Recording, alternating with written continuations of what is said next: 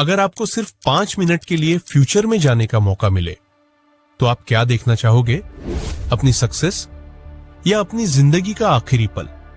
लेकिन असली सवाल यह नहीं है कि आप जाना चाहते हो या नहीं। असली सवाल यह है, क्या इंसान फ्यूचर में कभी जा भी चुका है?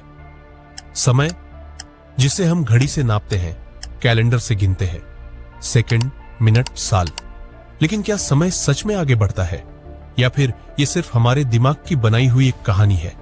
अगर समय एक सीधी लकीर नहीं बल्कि एक रास्ता है, तो क्या उस रास्ते पर आगे चलना मुमकिन है? 1915 में एक इंसान ने पूरी दुनिया की सोच बदल दी, अल्बर्ट आइंस्टीन।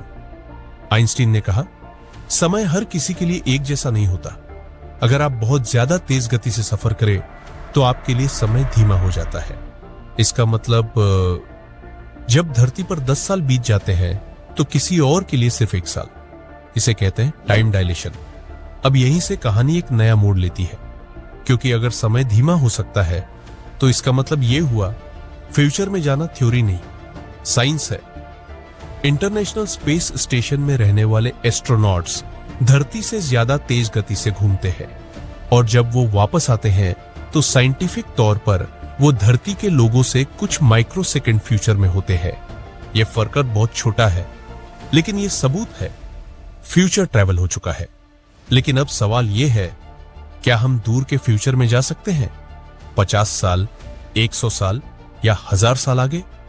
इसका जवाब छुपा है ब्रह्मांड की सबसे खतरनाक जगह में, ब्लैक होल। ब्लैक होल के पास समय लगभग रुक जाता है। अगर कोई इंसान उसके करीब पहुंच जाए तो बाहर की दुनिया के लिए हजारों साल बीत जाएंगे और उस इंसान के लिए सिर्फ कुछ मिनट। लेकिन जो ब्लैक होल के पास गया वो शायद कभी वापस ना आए। तो क्या फ्यूचर में जाने का मतलब अपनी दुनिया को हमेशा के लिए छोड़ देना है? कुछ साइंटिस्ट्स एक और रास्ता बताते हैं, वर्म होल्स। वर्म होल्स को टाइम टनल कहा जाता है। ऐसे शॉर्टकट्स जो समय के 2 अलग अलग पॉइंट्स को जोड़ सकते हैं, आज से सीधा 100 साल आगे। लेकिन दिक्कत यह है, आज तक कोई भी वर्म होल देखा नहीं गया, और अगर वो है भी तो शायद इंसान उनसे जिंदा गुजर ही ना पाए। और मान लो अगर फ्यूचर में जाना मुमकिन हो गया तो एक खतरनाक सवाल खड़ा होता है। अगर आप फ्यूचर में जाकर कुछ देख ले और वापस आकर अपना फैसला बदल दे तो क्या फ्यूचर बदल जाएगा? और अगर बदल गया तो आप फ्यूचर में गए ही कैसे? इस उलझन को कहते हैं टाइम पैराडॉक्स। इसीलिए कई साइंटिस्ट्स मानते हैं फ्यूचर में जाना शायद पॉसिबल हो, लेकिन फ्यूचर को बदलना नहीं। तो क्या फ्यूचर पहले से लिखा हुआ है? क्या हम सिर्फ समय की एक फिल्म के किरदार है जिसका स्क्रिप्ट पहले ही तय हो चुका है? या फिर हर पल, हर फैसला एक नया फ्यूचर बना रहा है?